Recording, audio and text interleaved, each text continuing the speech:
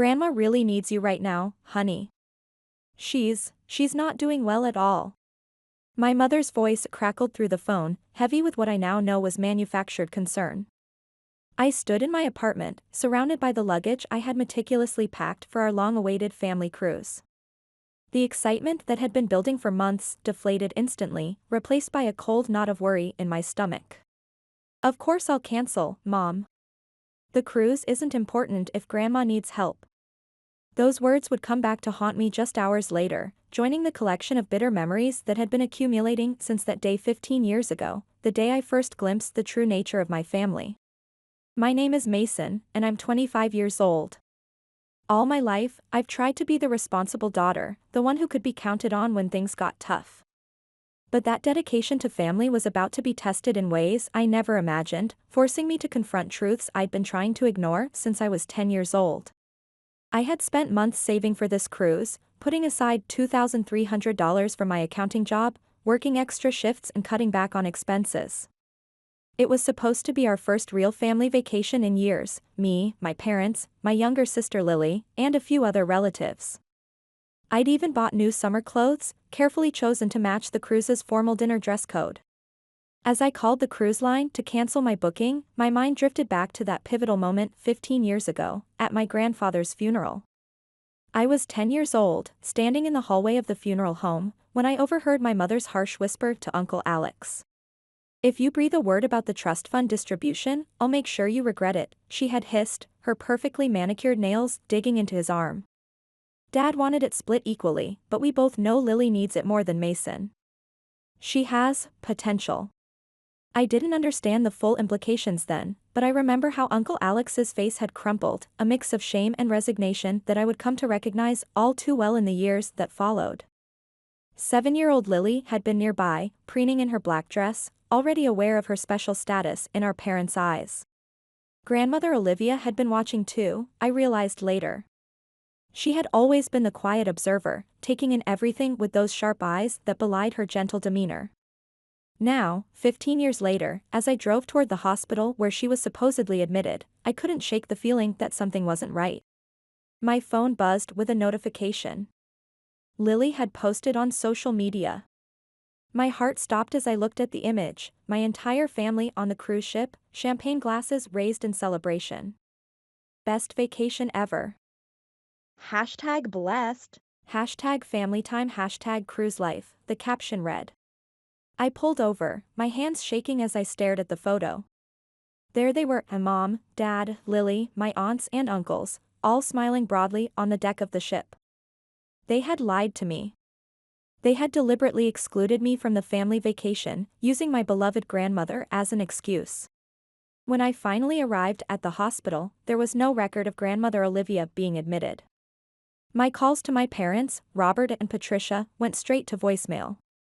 Lily had blocked me on social media within minutes of my seeing her post. The betrayal felt like a physical blow, knocking the wind out of me. I drove to Grandmother Olivia's house, tears blurring my vision. To my surprise, her lights were on. When I knocked, she opened the door looking perfectly healthy and more than a little confused to see me in such a state. "Mason, sweetheart, what's wrong?" Grandmother Olivia asked, pulling me into a warm embrace. The familiar scent of her lavender perfume brought fresh tears to my eyes. As we sat in her cozy living room, the truth came pouring out, the cruise, the lies, the social media posts that had shattered my world. "I don't understand," I said, wiping my eyes. "Why would they do this to me? Why lie about you being sick?" Grandmother Olivia's face darkened with disappointment. She had always treated Lily and me equally, but my parents were a different story. Growing up, I had watched them consistently favor my sister. When Lily wanted dance lessons, they found the money. When I needed help with college tuition, I had to take out loans. I thought about all the times I'd visited Grandmother Olivia over the years, helping her with groceries, taking her to doctor's appointments, or just sitting together looking through old photo albums. Lily rarely visited unless she needed something, usually money.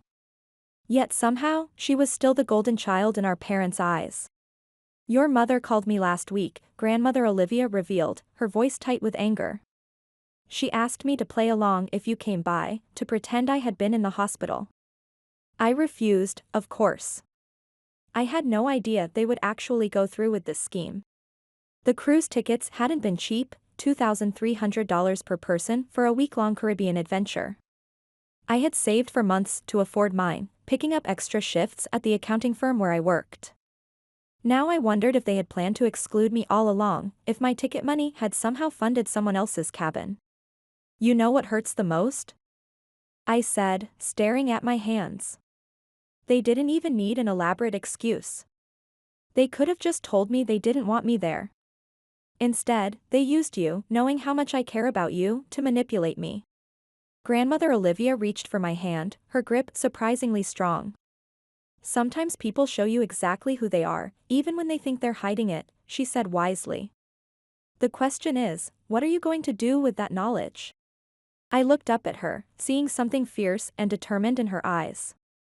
Little did I know, Grandmother Olivia had been watching our family dynamics more closely than any of us realized, and she had plans of her own. As we sat there in her living room, my phone buzzed again, this time with a group text from my cousin Anna, who didn't know I'd been excluded from the cruise. She had meant to send vacation photos to everyone in the family group chat, not realizing I wasn't supposed to see them. My heart sank as I scrolled through the images, Lily wearing the sundress I had helped her pick out for the trip, my parents lounging by the pool with cocktails in hand, the whole family gathered for a formal dinner, all dressed up and laughing. But what caught my eye was my mother's diamond necklace, the one Grandmother Olivia had given her years ago, meant to be passed down to both her daughters on their 30th birthdays. She gave it to Lily already, didn't she? I asked, showing Grandmother Olivia the photo. Even though I'm the older one, even though we were supposed to share it. Grandmother Olivia leaned forward to look at the picture, her expression hardening. That necklace has been in our family for 3 generations, she said quietly. Your great-grandmother split her jewelry between her daughters equally. That's why I gave it to your mother with specific instructions. Then Grandmother Olivia revealed something that made my blood run cold. The cruise hadn't been paid for with my parents' money at all. 3 months ago, she had given them $17,250 to plan a family vacation, explicitly stating it was for all of us. Instead, they had used my portion to upgrade their own cabins and book extra excursions. I've been watching, Grandmother Olivia continued, her voice heavy with disappointment. For years, I've seen how they treat you differently. I kept hoping they would change, that they would realize what they were doing. But this is the last straw. Grandmother Olivia stood up and walked to her antique desk, pulling out a thick manila envelope. I wasn't going to show you this yet, but you need to know. Inside were bank statements, photos, emails, and handwritten notes spanning years. My hands trembled as I read through them, the truth laid bare in black and white. The pattern of favoritism wasn't just in my head, it had been calculated, consistent, and deliberate. Almost everything is documented here, she explained, spreading the papers across her coffee table. Every withdrawal from your trust fund, every loan they took in your name, every asset they transferred to Lily's accounts. They've been systematically draining your inheritance since you were 3 years old. The numbers were staggering. What should have been my share of a $2.3 million trust fund had been reduced to less than a quarter of its value. Bank statements showed regular withdrawals, $45,000 for Lily's private school tuition, $85,000 for her college education, $150,000 for her lavish wedding last year. Meanwhile, I'd worked part-time jobs through college, taken out student loans, and lived in a cramped studio apartment to save money. Your mother claimed it was for your own good, Grandmother Olivia continued, her voice tight with controlled anger. She convinced your Uncle Alex, as trustee, that you were too responsible to handle large sums of money, that it would spoil you. But Lily? Oh, she needed the money to develop her potential. Looking at all the evidence, anger began building inside me. For the first time in my life, I did something I'd never dared before. I posted the truth on social media. Funny how being lied to about my grandmother being hospitalized just so my family could exclude me from a vacation somehow makes me the problem, I wrote, attaching Lily's best vacation ever photo. Even funnier how the cruise was paid for with money that was meant to include me.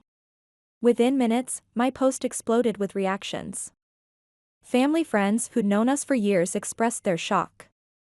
My cousins who hadn't known the full story began messaging me privately, sharing their own observations of how I'd been treated differently over the years. My phone buzzed with a text from Lily. "Mom said you're spreading lies about us with that post. Why can't you just be happy for once instead of trying to ruin everything with your social media drama?" I was still staring at her message when my father called. I almost didn't answer, but grandmother Olivia's words echoed in my mind. "Stand your ground. You've done nothing wrong. Take down that post immediately," he demanded, his voice cold. "You're embarrassing this family." "No, Dad. You embarrassed this family when you lied about grandmother being sick, when you took her money meant for all of us, and used it to exclude me. That's not how it happened," he argued. "We needed a break from your constant." "My constant what, Dad? My constant reliability? My constant help with grandmother? My constant effort to be part of this family despite how you treat me?" The line went quiet for a moment. When he spoke again, his voice was different, threatening. "If you don't take down that post and apologize publicly for your lies, you'll regret it. You have no idea what's at stake here. Are you threatening me? I'm warning you. Your mother and I have protected you all these years, kept certain things from you. If you want to play this game, fine, but remember, you're not the only one who can tell stories." The call ended, leaving me shaken. "They're trying to scare me," I told grandmother Olivia. "Dad says they've been protecting me from something but won't say what." Grandmother Olivia was quiet for a long moment. "Check your email," she finally said.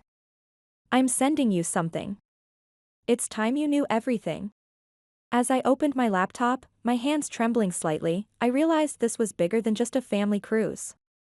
Whatever was in that email would change everything, and judging by grandmother Olivia's tone, my parents had good reason to be worried about what I might discover.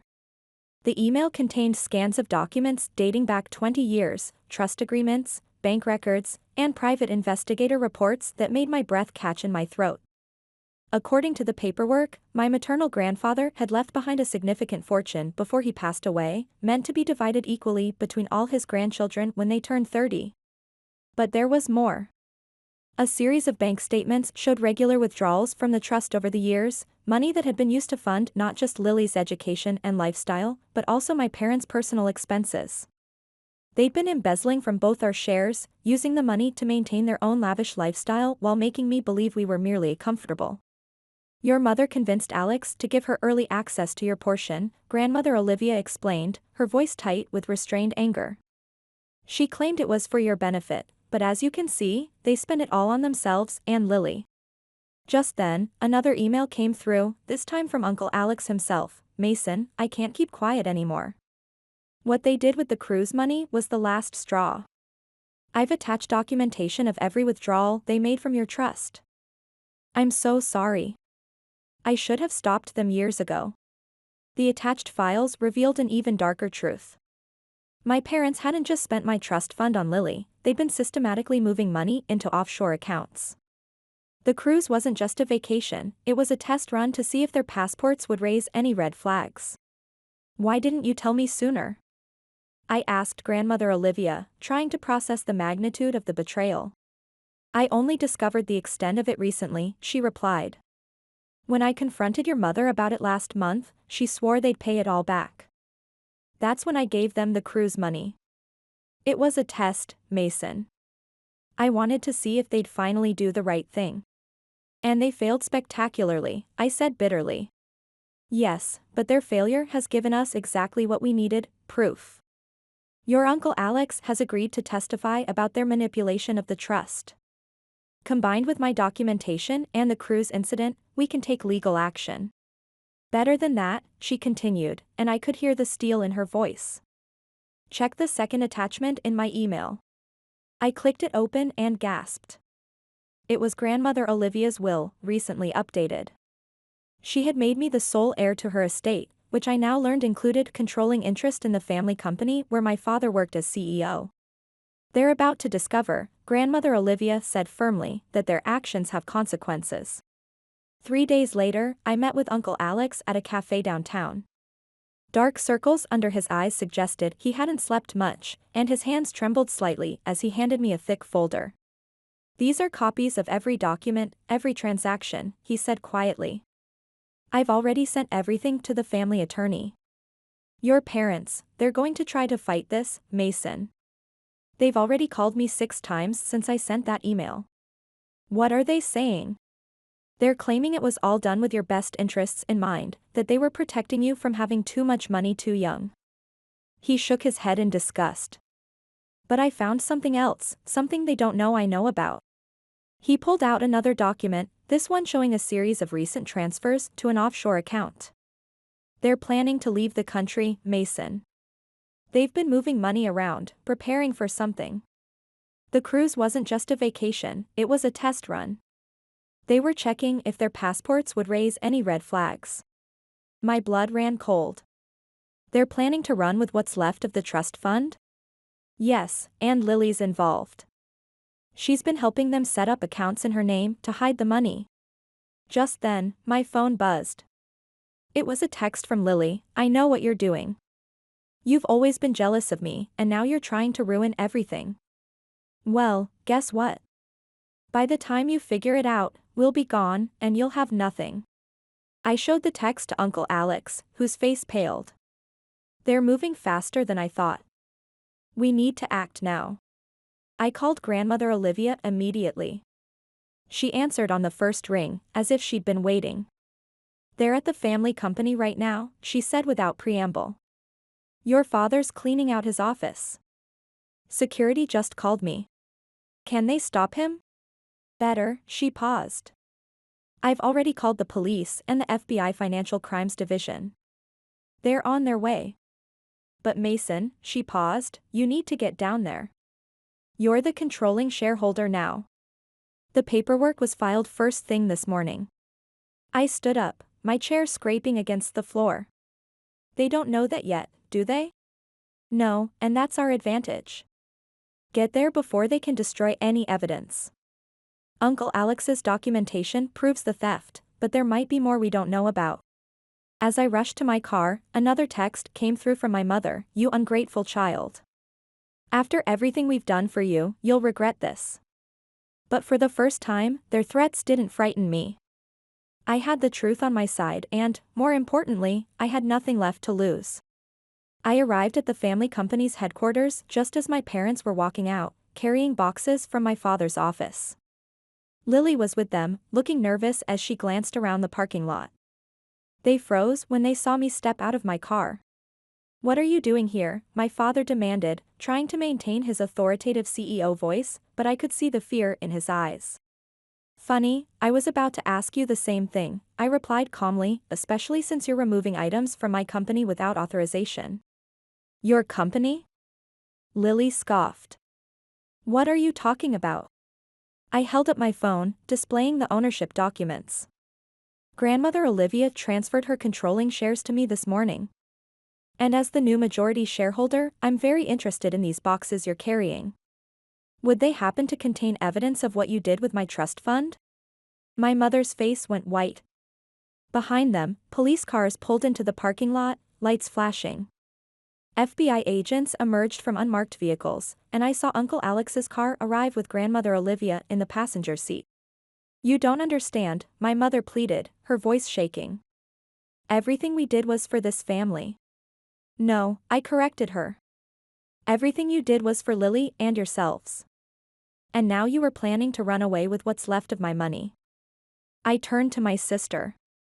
"Did you enjoy the cruise, Lily? Was it worth it?" The FBI agents approached swiftly, their movements precise and practiced.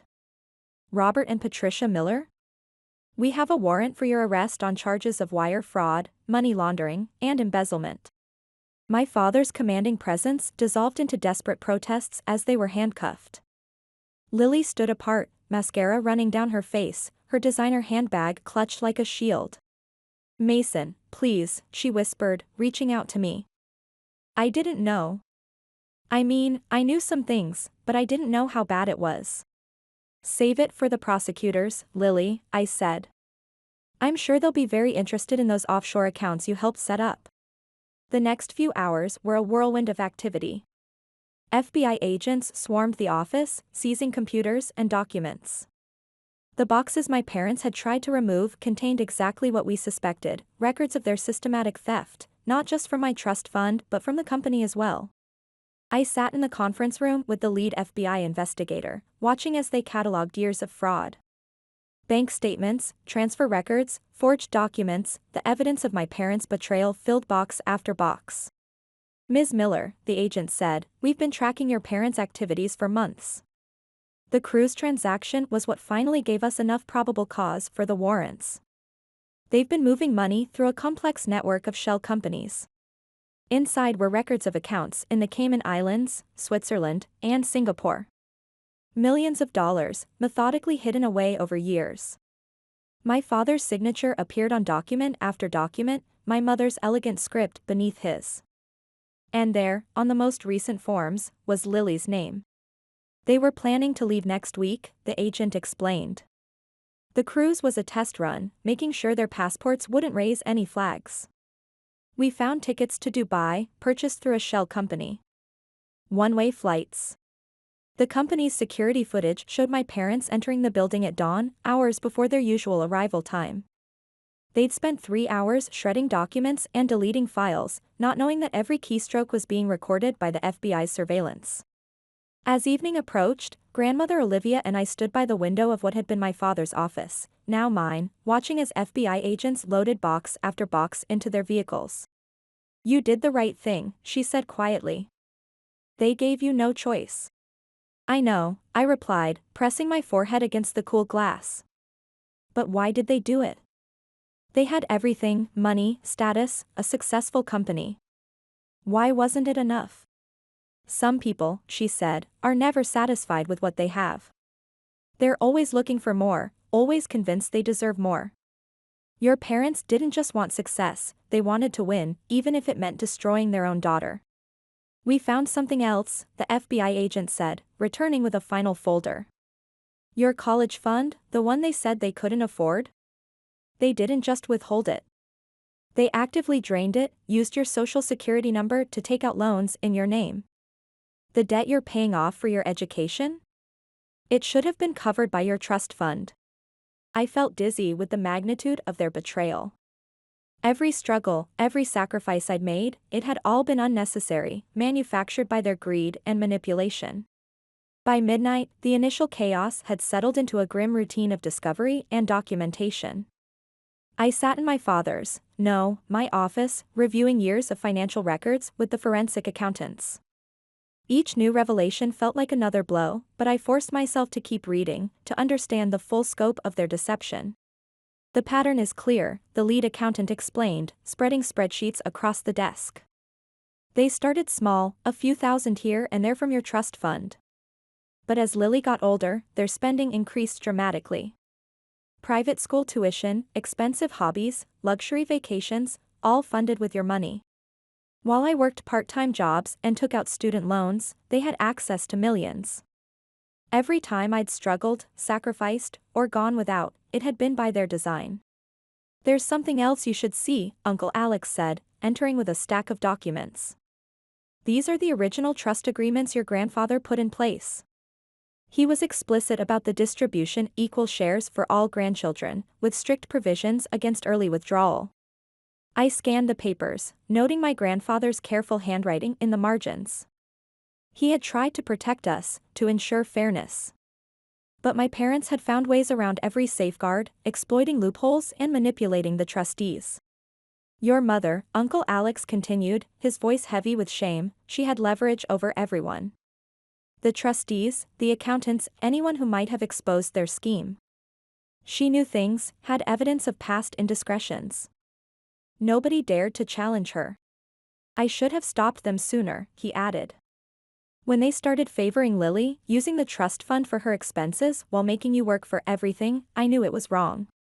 But your mother, she reminded me of what she could do to my career, my reputation." The next day brought a parade of FBI forensic accountants, each carrying reports detailing new aspects of my parents' fraud. The company's legitimate business had been intertwined with their criminal enterprise, making it difficult to separate legal assets from stolen funds. Grandmother Olivia arrived mid-morning, carrying coffee and a determined expression. "The board of directors is meeting in an hour," she announced. "They need to be briefed on the situation." The boardroom felt like a courtroom as I presented the evidence of my parents' crimes. Some directors looked shocked, others guilty. A few refused to meet my eyes. As the new majority shareholder, I stated, my voice steady, "I am implementing immediate changes. Every transaction will now require multiple approvals. We're establishing new oversight committees and bringing in external auditors.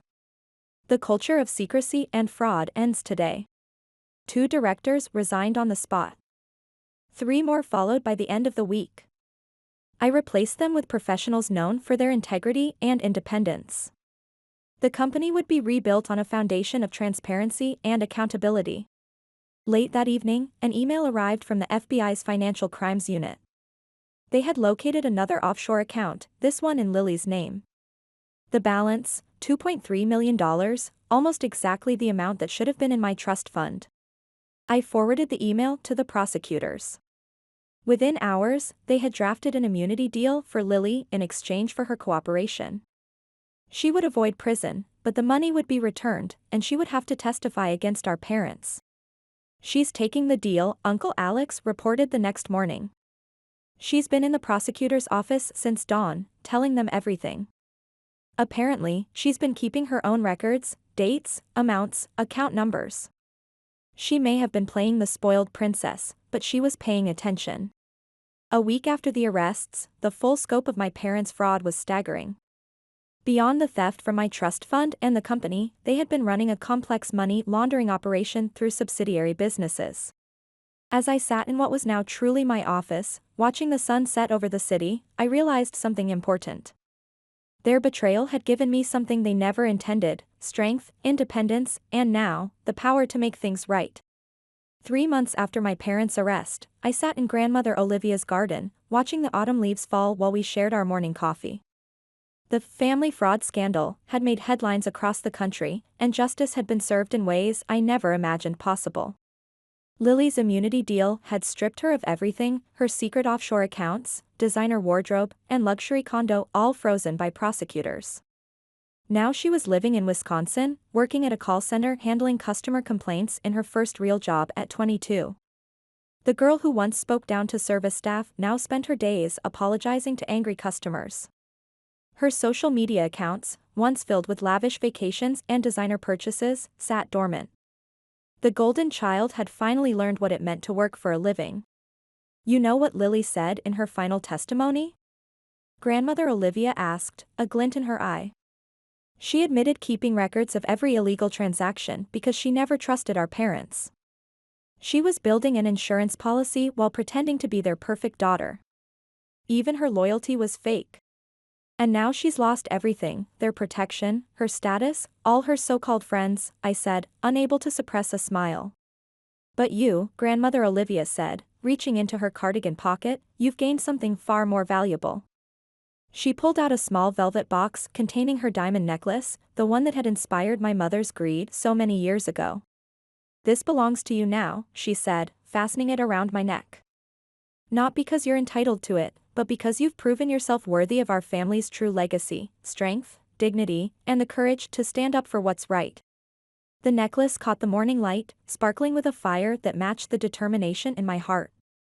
I thought about my recent solo cruise, not a consolation prize, but a victory lap. Standing on that deck, I had felt no bitterness about the family cruise I'd missed, only triumph. "I received another letter from Lily yesterday," I told Grandmother Olivia. "She's begging for help again, saying she can't handle the constant customer complaints." I took a sip of coffee, savoring the moment. I reminded her how she used to treat service staff and suggested she consider it a learning experience. Grandmother Olivia's laugh rang out. "And your parents? Still facing federal charges. Their fancy lawyers can't explain away 2 decades of fraud. The prosecutor says they're looking at 15 years. I touched the necklace, not a burden, but a reminder of my strength. They wanted to control everything, and now they control nothing. The morning sun cast long shadows across the garden, but I no longer lived in anyone's shadow. My parents had thought they were clipping my wings, instead, they had taught me how to soar. What's next for you? Grandmother Olivia asked, a knowing smile playing at her lips. I stood up, feeling the power that came with true independence. The company was mine now, but more importantly, I had found something they could never take away, my own strength.